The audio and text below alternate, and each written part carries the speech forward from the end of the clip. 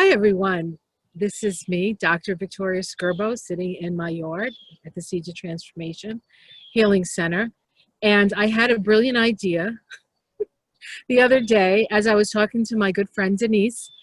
I said, wouldn't it be fun if we could just chit-chat about things that are happening and not even maybe even have a theme, see what comes out when we're talking, because some of my favorite conversations that I have with Denise are things that we just happen to call one another and it's sort of off the cuff. Now, Denise was my first guest on my Conversations with Friends. She was my #1 show. And you probably, or you may remember her from that, but if you don't, I'm going to have Denise let you know who she is, what she does, and maybe you can even give us a little information about how to contact you. I will have that stuff at the end, so you don't have to worry about writing, and nobody has to worry about writing it down. All that information will be in a descriptor below. So, hi, Denise. Hi, Vicki. It's so nice to be here with you. I love to talk to you, whether it's on the phone, on video. I'll talk to you anytime, anywhere. Vicki and I have been friends, and I refer to her as Dr. Vicki when I refer to her to my clients or to people on social media or whatever, because I totally respect Vicki's doctorhood. And as far as I'm concerned, she's a doctor in astrology too, even though she may or may not have a certificate that says that. Doctor to the stars. Doctor to the stars, Dr. Vicki. So Vicki and I have known each other. We can't even remember how long, but 8, 10 years. Lifetimes. Lifetimes. That's lifetimes. I love that New Jersey in you. So anyway, my name is, my full handle, if you ever want to look me up on YouTube, is Reverend Denise M. Roberge. So far, I only have 1 video up there, but I'm working on that. And I run, I'm the sole proprietor of an organization called One Mind Spiritual Services. And a subsidiary of that is the Metaphysical Network, both of which have pages on Facebook, if you ever want to look those up. So, who am I? Briefly, it's I could just go on and on because I've been kicking around this business since I was 17. Well, no, the business for 30 some odd years, but I started learning about metaphysics when I was 17. I'm a metaphysician. I believe in helping people figure out how to turn thoughts into things, and sometimes that involves having to change thoughts and recalibrate and revamp the vibration and move in a different direction vibrationally, and help people find inner peace. I do that through several different means. I love to read cards. I'm a channel. I do direct channeling a lot. Amazing, by the way. Amazing channeling. Vicki's heard me channel a bunch of times. I channel for her privately. She's lucky. Well, I get astrology privately too. So yes, you do. I'm very lucky too. And what I'm doing right now, a lot of is spiritual life coaching. People that have sort of a sense that there's a sense of energy and a sense of what energy is and how they're not necessarily feeling comfortable with their own energy and how to transform that. So we work with feelings and emotions and how to raise the vibration and how to look at things from another point of view. Sometimes people get stuck in looking at things one way. I love to help people open up their vision and to see things from a higher perspective. Even though I'm not a real hierarchical person, but I like people to see it from their own higher perspective, from their own. So sometimes people don't have direct access because of stuff that's blocked right here or anywhere, actually. So I help them unblock a little bit and help them learn how to access their own intuition and their own inner guidance and their own relationship with their creator, their idea of whatever their creator is. And I am absolutely pan-denominational, not religious. I am metaphysical, spiritual, and energetic. Although I was raised Roman Catholic, and I love angels. And the angels love you. And they love me. Yes, they do. So I believe the angels are direct communications from creator. You know, if I could just for a moment, you were talking about the hierarchy. And I think that I often, talk in my astrology stuff and my daily stuff about the hierarchy. And it's not, the hierarchy isn't necessarily a negative thing. The higher you are on the hierarchy, we'll call it, because that's the word, the broader perspective you have. The higher on the top of the mountain, the bigger view that you have. Exactly. And that's what the kind of work that you do. And a lot of people, I know for you, a lot of people are actually up there already, and they can't land because they sometimes it does involve bringing people down into their bodies a little bit and right, going from right. there. Yeah, and Denise is a triple. She's a triple cap. So if anyone's going to help you, you know, plant your feet on the ground, it'll be you. And you've had plenty of practice in your life. Oh God, I have. Trying to plant your feet on the ground, or maybe having your feet planted a little bit too. Or unplanting sometimes, because I can get my feet stuck in the earth, and you know. But it's been an interesting journey being a triple Capricorn, and also having my my outer planets in more expansive signs. And honestly, Vicki's the astrologer. I am way not. So I'm not even going to try to explain what that means. But intuitively, what I understand is my outer planets kind of, they're the ones that bring me, for the most part, with other exceptions, out into the dynamics of universal law and structure, and where spirit meets universal mind, and you know, the expansiveness of the universe. I'm really versed and really comfortable with that language, with those topics. You know, I love those topics, and sometimes I have clients that can go there with me, and I have friends that can go there with me, and it's really fun. It's really fun. I love to work with vibration. Yeah, Denise does have a gift of understanding astrology without actually studying astrology, which is interesting. And I actually just met another person who can do that. She also has a channel. I'm not remembering her right now, but she does a lot of twin flame work, but she also has the capacity to do that. So it's interesting that you don't necessarily have to study to understand what's going on. I personally love to study.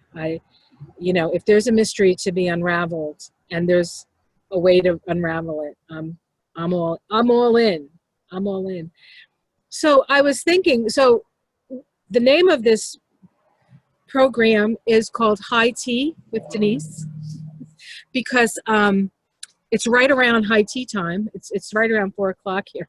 So I thought this would be kind of a neat thing. And so I'd like to do some topical stuff, and just some observations that I've had, and I'd like to maybe get Denise's perspective on them. And of course I have the perspective of astrology, but I'd like to maybe ask Denise if there are some things that she's noticed as well, because we tend, you know, people who do this kind of work tend to experience the same vibrational stuff, but we just have different ways of expressing it. You know, I might call it astrology, Denise might call it channeling, but it's a similar, we're dealing with we get to the same place. Ways. Yeah. Right, exactly. It's that old story about the blind man and the elephant.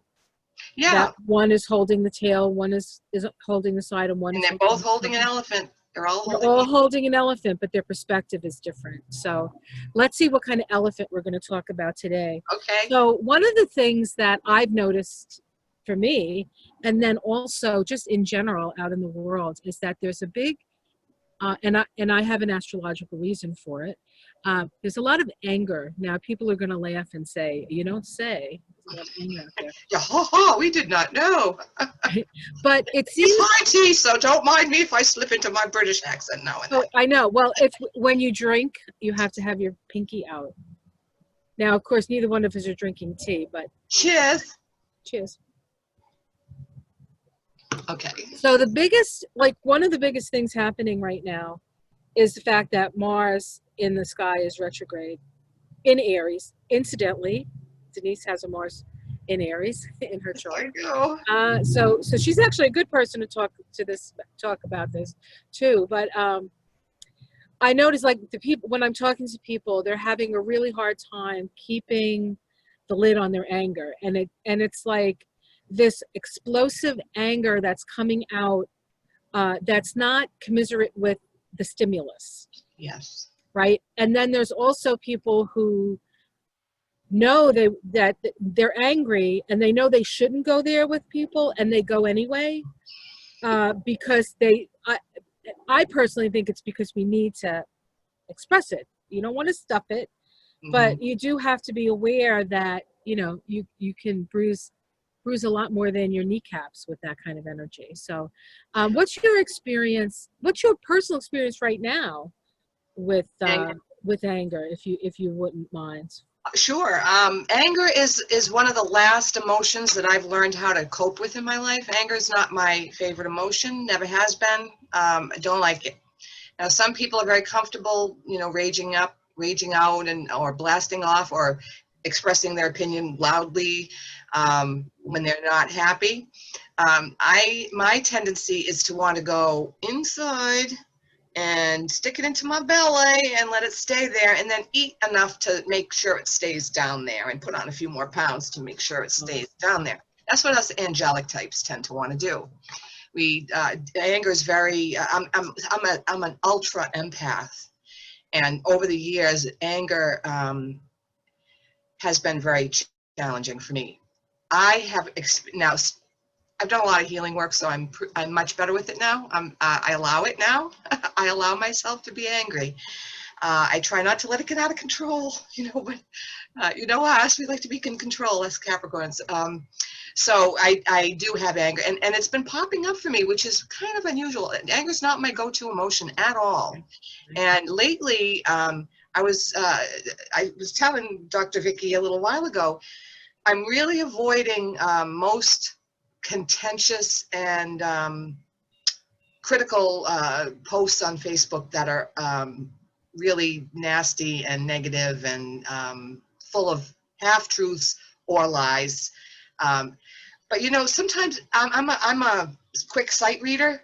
I can get 2 or 3 sentences in a flash, and of course I'm psychic. I'm not reading the letters anyway. Right. I'm getting, you know, so I'm a psychic empath, so I'm just like, I just scroll by something and goes, and it bashes me in the face sometimes, and especially if I got caught off guard.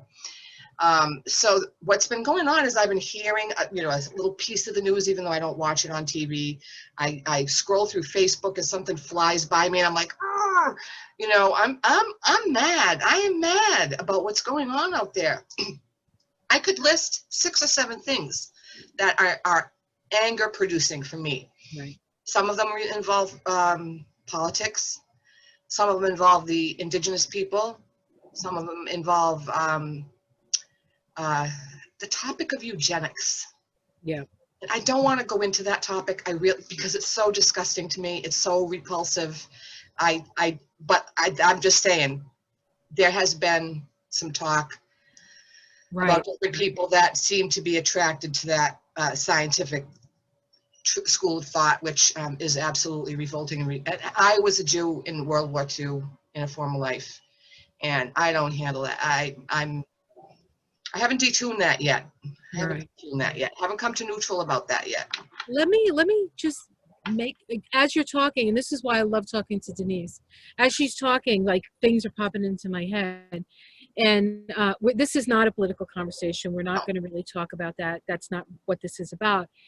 But through this whole process of the person who's a 45th, right? Initially, everything that was coming towards me from that was hurting me. It was wounding me. It was causing my heart to ache. Me too. Me too. And now it's shifted. I don't feel that anymore. Not that I'm empathetic to the people suffering through this. Believe me. I understand. Yeah. But now it's moved from this like, to like this like effing, you know, like this, and like, what do you think that is? Like, it hit me in the heart first, and now it's precipitated into the will, into the solar plexus. You think that's what it is? I think what happened at the beginning of 2016, when the political landscape changed dramatically, let's say, Yeah. Well, we all of us who have any kind of trauma in our background, particularly women, but not only women, not exclusively women, just got rewounded. We got rewounded. The whole, how many what percentage of women have been abused by either a misogynist, a sexual predator, it's or like a father or a grandfather or some other patriarchal type like, figure? I mean, really, how many? 65% of us? no, it's like Ivory soap, 99 and 44, Okay, 100%. I would go with that. I was being conservative by saying 65. But so what happened? We all got wounded, and we all went into our like survival modes, and we were crying from the bottom of our belly. We were hurting. It hurt, because we hold in the root. Sacral. Thank you. I know the chakras, really, I do. Yes. Yeah, we hold that kind of pain in the sacral area. So a lot of people got IBS. A lot of people got like physical types of illnesses during that time, because it was so, all of our trauma was getting triggered, and what was inside of us had to go somewhere.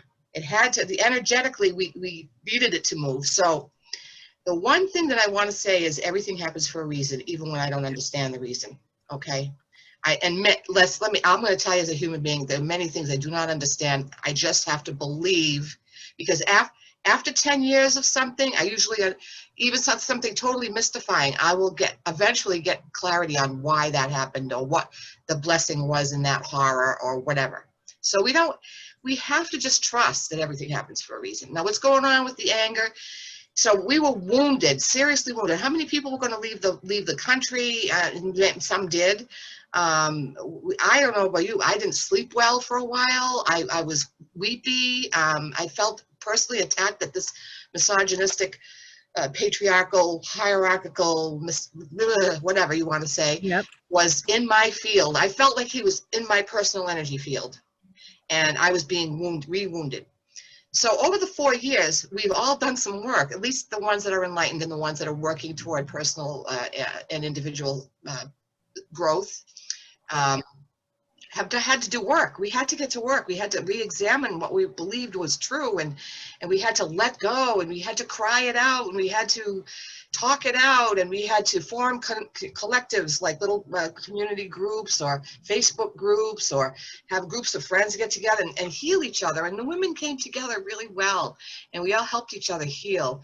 And that's the blessing of the divine feminine. You know, we know what we need. When we've got the right women in our lives, we can heal. You know, we can heal, and it's a beautiful thing. And I'm also speaking. men. Okay, all right. I'm speaking. I'm channeling now. I'm channeling now. I'm getting goosebumps. It's time to channel, I think. Okay, go ahead. Go right ahead, darling. Do you mind? I'm all ears. I'm all ears. Okay. Oh my goodness gracious! I'm just getting waves and waves right now. Okay, I have to find the words. Just give me a minute. Yep. Take your time.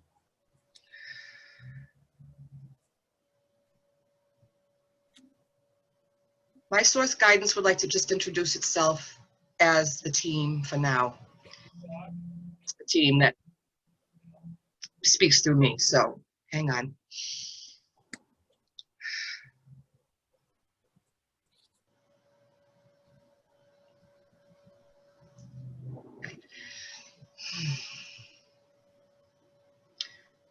Kudos to the women and the families of women, the societies of women, the collectives of women, the groups of women, and their supporters.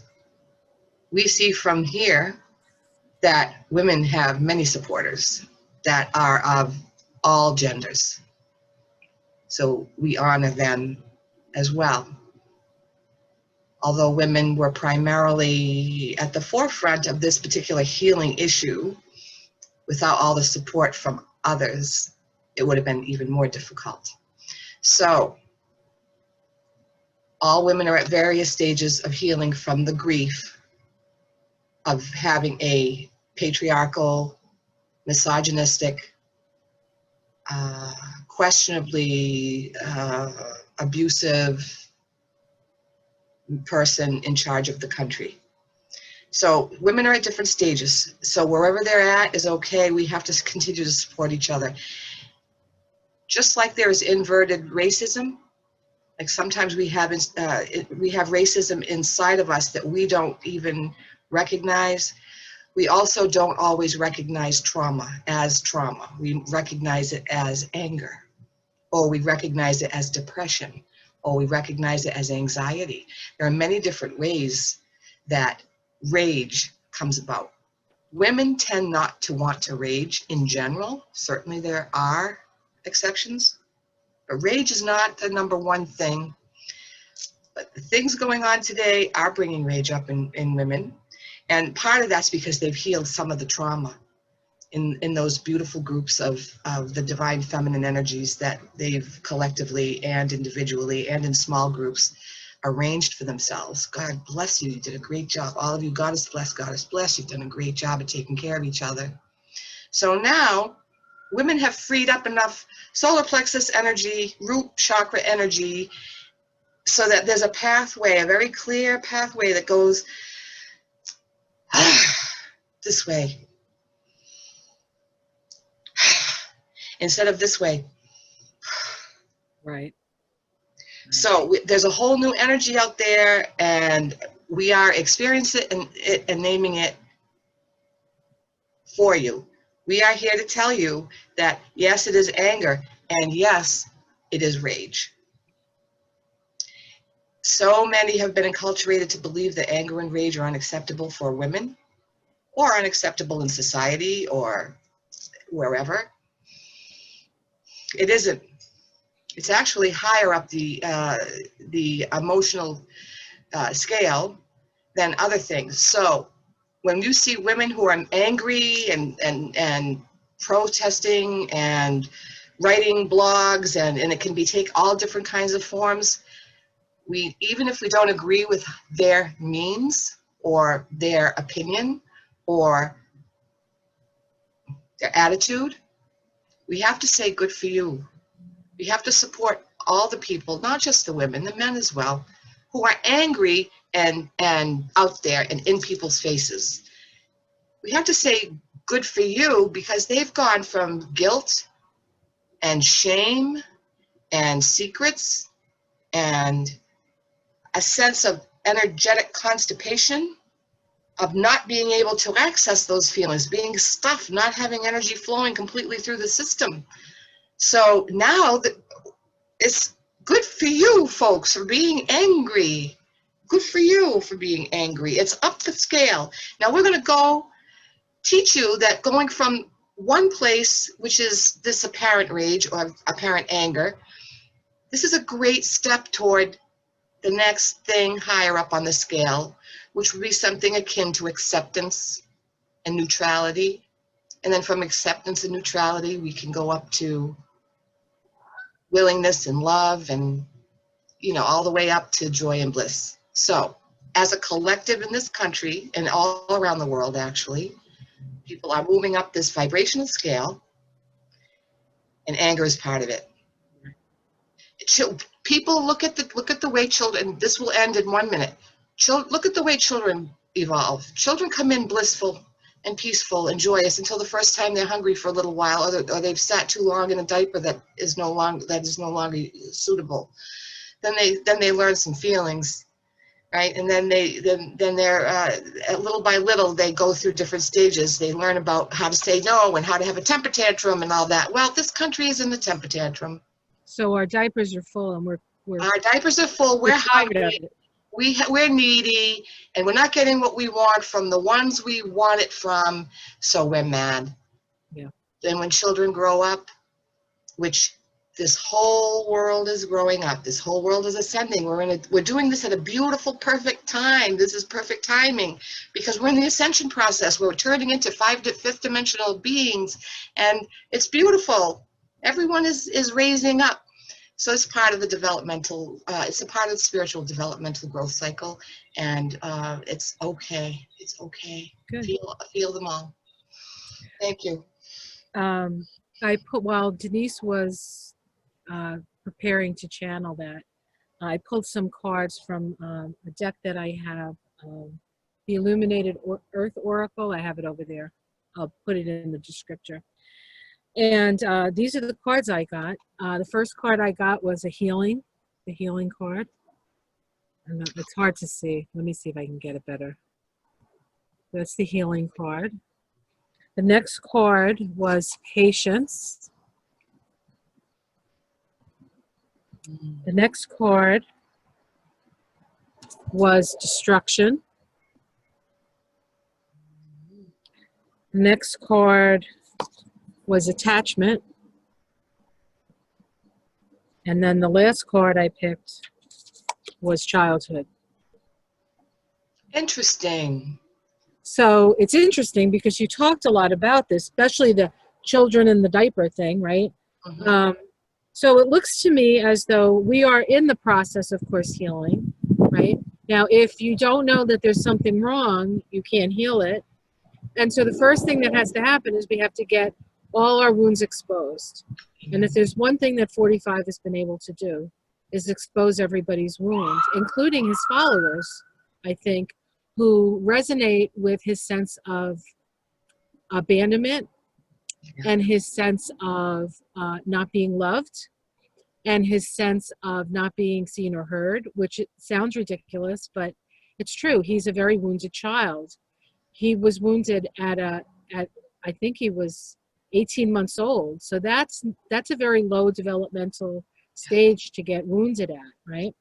Then we have patience, which says to me that, you know, everything in good time, as much as we, and I certainly would like things to be over and start working on the, you know, the things that have to get done so that we can support ourselves as humanity on a planet that needs support as well. First, we must have the destruction of those things that hold us down, those the fear and the pain and the anger and the sadness. All of that has to be transformed, transmuted, in a way destroyed, right? Letting go of attachments, right? This is a person holding a plate full of barnacles. I mean, how many of us, I mean, we've had to really dig very deep during this process, Yes, I think, yes, right? yes. And letting go of a lot. And sometimes we're very attached to our pain. And so we have to know that. And I think that we're all going through that process. And then the ultimate, the end of this is childhood. Like, isn't it Jesus who says, you want to enter the kingdom of heaven, you must become like the child. Mhm. And so this is about reconnecting. And it's interesting that I'm doing this, of course, in my yard, which, you know, most people know I spend most of my time out here, if I can, if it's not raining, freezing, or there's bugs everywhere. That she's out in nature, and there's like little bunnies here. And if you can see them, it's kind of hard to see. It's innocence. Right? It's innocence. And this is really a return to innocence. Yes. This is really a return to innocence. But we need to feel Walk the through the healing. developmental stages. Exactly. Exactly. And, you And know, we're a young country too. We're a young country. We've missed out. Some countries have had thousands of years of growing up, and we haven't. right. But I also think that, yeah, that is true. But I think that where we have faulted in, personally, I think where we have faulted in the development of this country is really more about repeating the mistakes of those who came before us. Like we wanted to become a nation so that we could escape oppression, the oppression of the king, Right, right? King right. George, right? And now here we are, almost 250 years later, and we have the oppression of the king, you know, 45, King 45. It's tyranny. It's tyranny. And you know, we fought the Germans to fight against fascism, and now, you know, 75, 80 years later, what are we looking at? We're looking at fascism. So it's like energy waves. It's like not really, it's like the newest, what do I want to say, the newest manifestation of that energy. And so maybe it's the energy, it's not really him, but it's that energy of authoritarianism. Could I add something? Oh, go ahead, finish. Yes, that we're not grown up enough to run our own lives. Yes. When in fact, maybe we weren't.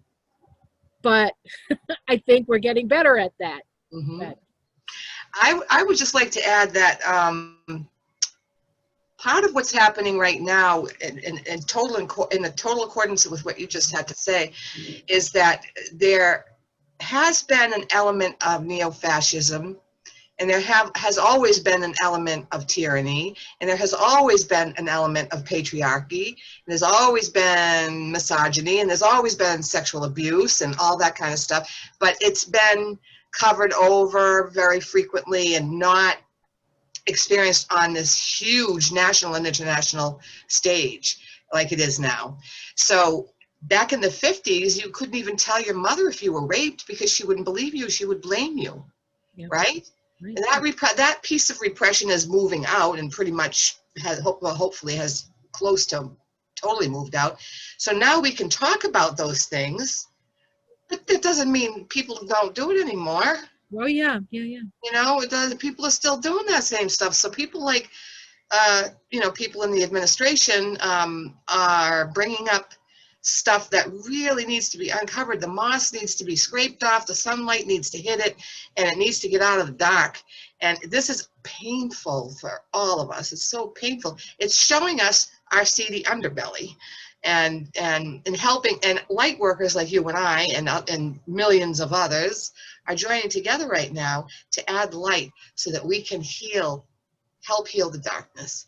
And we're here for such an important reason. It's so urgent that we stay well, that we continue to be in self-care mode, that we continue to be as connected to our own inner guidance as we can, continue to keep ourselves in as much inner peace as we can, because energetically, whatever we have going on is rippling out into the universe. So if light workers stay in agony and pain for too long, they lose the ability to send out light, and they start sending out pain. And I'm seeing that too. I'm seeing a lot of light workers that are in a lot of pain and regurgitating it out in Facebook and different places. And now there are light workers arguing with each other. It's just bizarre. I've never seen this. It's the energy. It is the energy. Depends on what level you're working the energy. If you're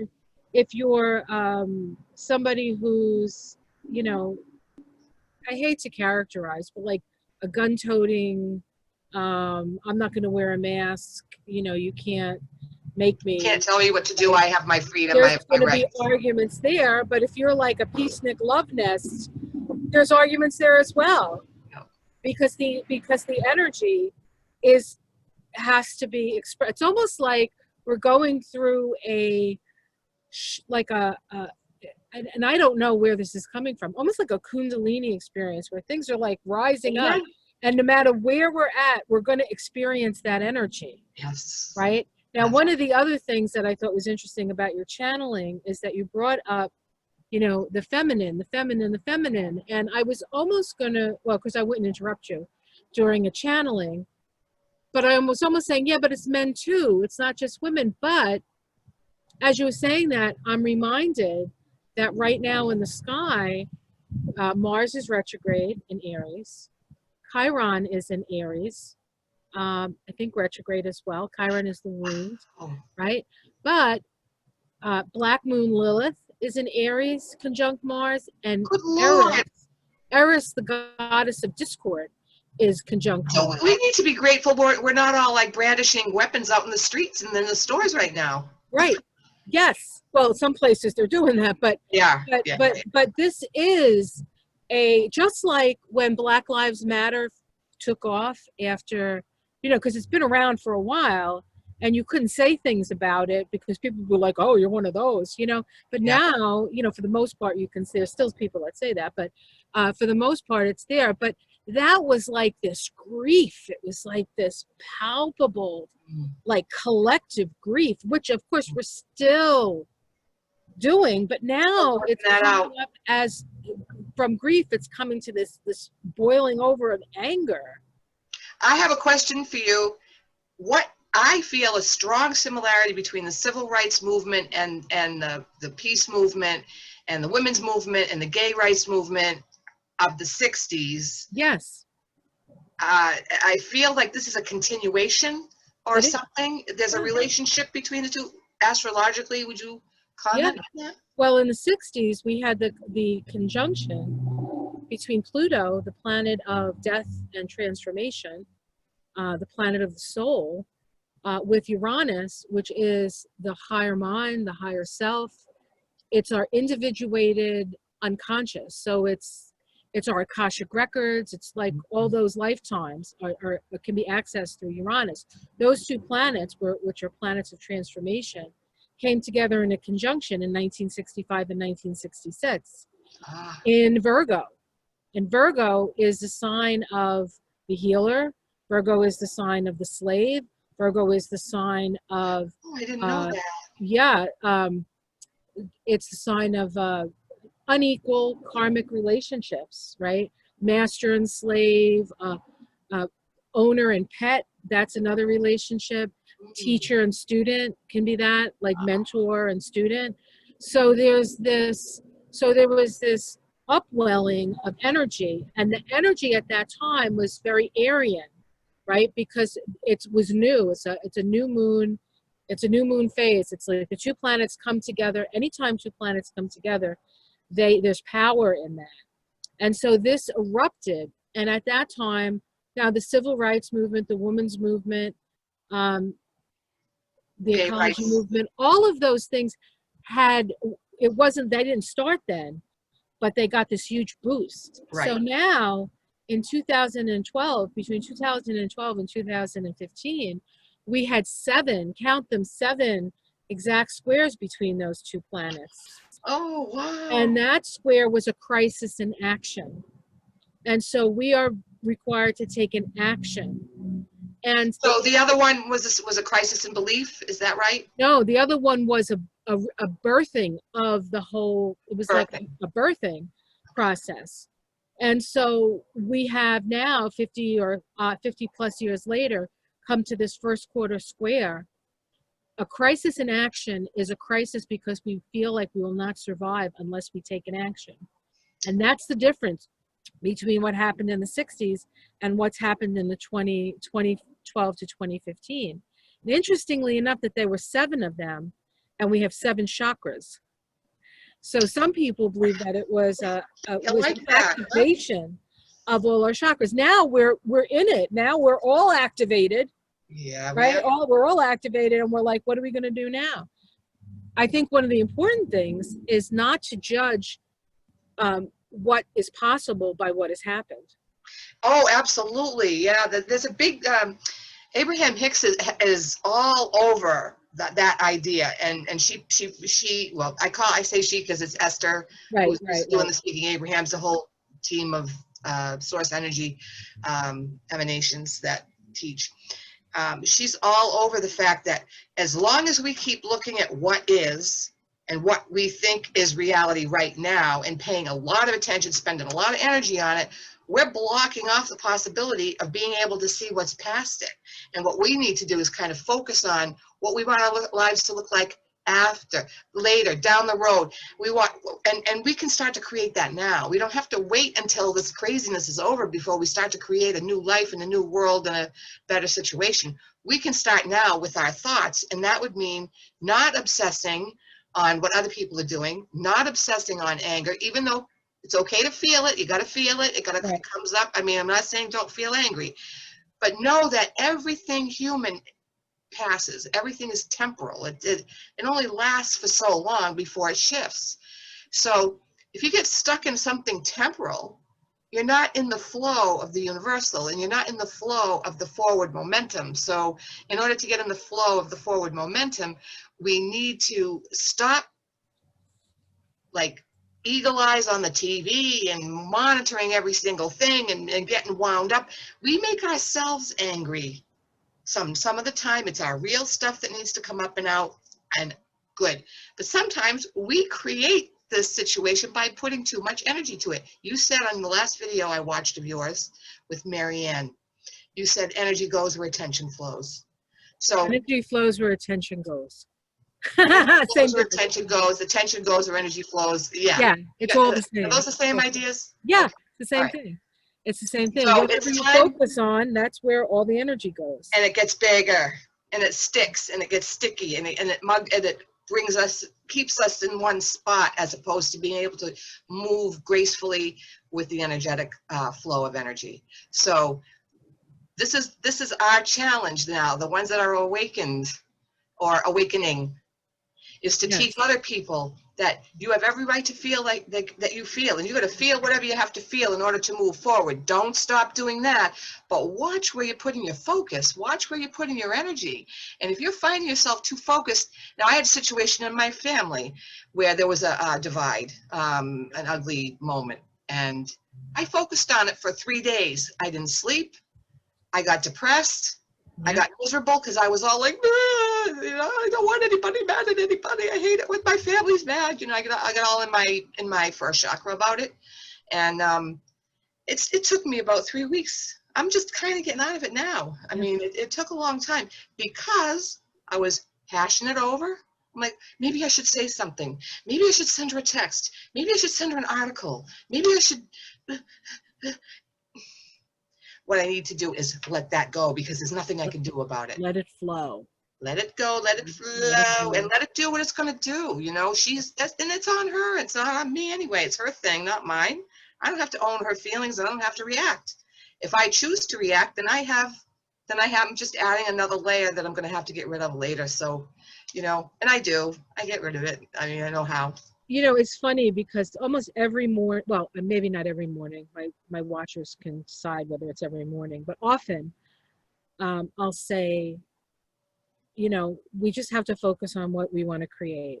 Mm-hmm. Like you can be aware, but you can't put your energy there. What do you want to do? What do you want to make? Mm-hmm. And something else is we can think about it, but thinking is just one part of our brain. The key, I think, this is the big part. Think and visualize. If you can visualize and close your eyes and imagine. And feel it while you're doing it. Listen.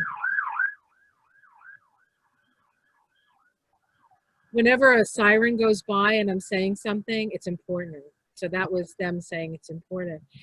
It's, you have to think it and feel it and imagine it, because imagination is the key. Because to creation. It is. It's the feminine. Like thinking is more masculine, that linear like thought process. But the creative mind, where you can picture it in your mind, is really the magic behind manifestation. I think that the thought gives you the structure and the imagination gives you the magic. And when you put those two together, there's nothing that you can't create. But you have to really want it, because that takes a lot of energy, and it takes actually, I think, a lot of self-reflection.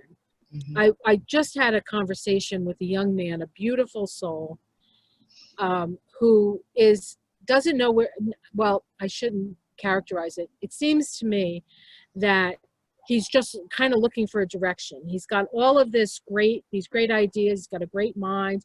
He's very psychic. He just doesn't have a direction. And that's the key, is to find the direction. And that direction, in his case, and I think everybody's case, is to find what makes your heart sing. Amen to that. Yeah. What makes your heart feel good. And if you can find that, and it could be art, it could be forensic accounting. I mean, people like all kinds of things. There's so many kinds of people.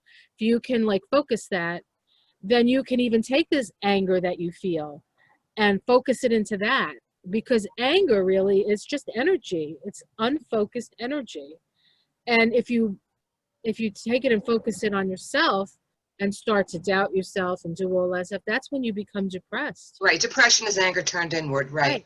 Yeah. Right. And rage, and this rage. And then you have people who hold it in, and then like one little poke and they're like spewing everywhere. There's that somehow we have to learn how to modulate that energy. And I think that energy, I would call it red energy, Mars energy maybe, is sexual. Like really the root of it is sexual. And so if we don't have a healthy relationship with that part of ourselves, that can go all over the place. Yep. And so that's another. And it does, and we see examples of it in the news all the time, of that energy spewing in irrational directions and crazy ways. Those people are unfocused and immature and not on a growth path, obviously. And irrational and also warped, because the natural flow of that energy is conditioned by all the social stuff. Yes. Right. So it's important that we have that. And that's, that's like having a relationship to your body. That's having the body, the earth is a feminine element. Right. The water, the emotions is a feminine element. We don't have good relationships with our feminine side, nor do we have a good relationship with the earth. And the earth is certainly making us, letting us know that she's about done. She sure is. And we're all evolving together. So she evolves, we evolve. Well, she's going through her rage cycle too. And she would deservedly so. She's evolving just like we are. And as above, so below. Amen. As within, so without. Yes. Yeah. Well, this is fabulous, Vicki. I told you it was going to be one more time that you and I have. I mean, we do this privately all the time.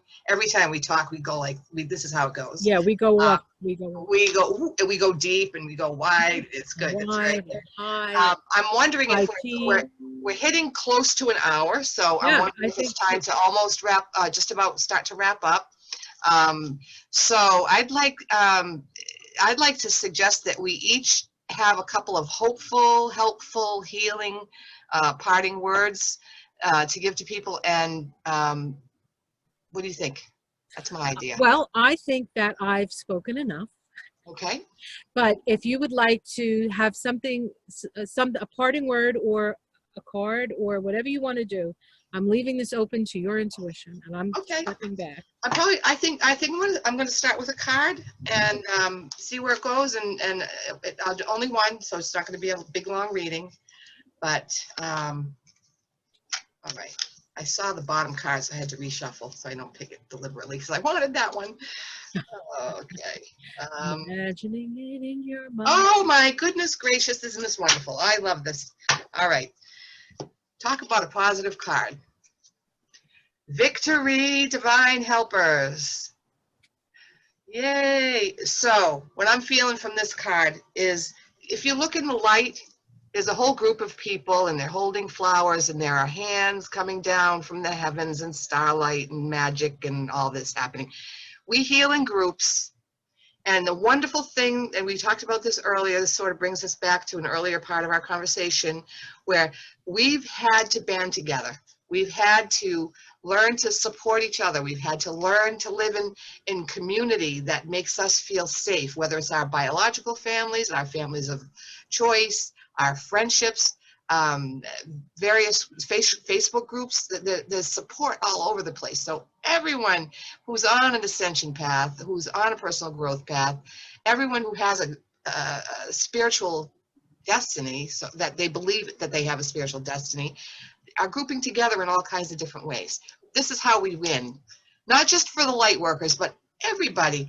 Even if you're not a light worker, you're just, say, a nurse and you don't think a whole lot about spirituality, or you're a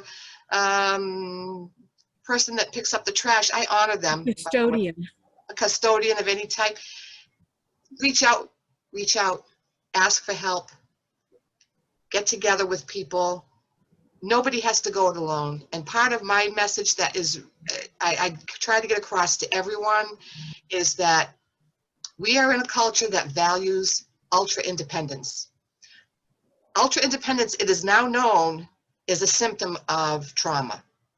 It's a reaction to trauma. So when we feel ourselves feeling like I'm not telling anybody about that. Nope, I'm not asking for help about that. No, I'm too embarrassed to talk to my doctor about that. No, I can't tell my husband about that. Okay, well, maybe you can't tell that particular person, but you got to find somebody. You got to find a group. You got to find a way to express what's going on. We heal in groups, we heal in groups, we heal in groups. We are interdependent. We're not solitary. We are not built to be solitary souls on solitary journeys. We're meant to be together in groups. So we're going to win that way. That's how we're going to win. We're going to win inner peace. That's the game. That's the goal, to win inner peace, so that we can spread it to other people and we can heal the planet. So I'm going to end with ask for help, reach out, talk to each other, don't keep secrets. And if you have any secrets, it's okay. Don't be shameful about your secrets either. When you're ready, just start to imagine yourself talking about your secrets. And little by little, you'll find yourself gravitating toward the right people to help you deal with traumas and secrets and such. Those are what's holding us back as a nation, collectively, and as individuals. So reach out, ask for help. There's a lot of people.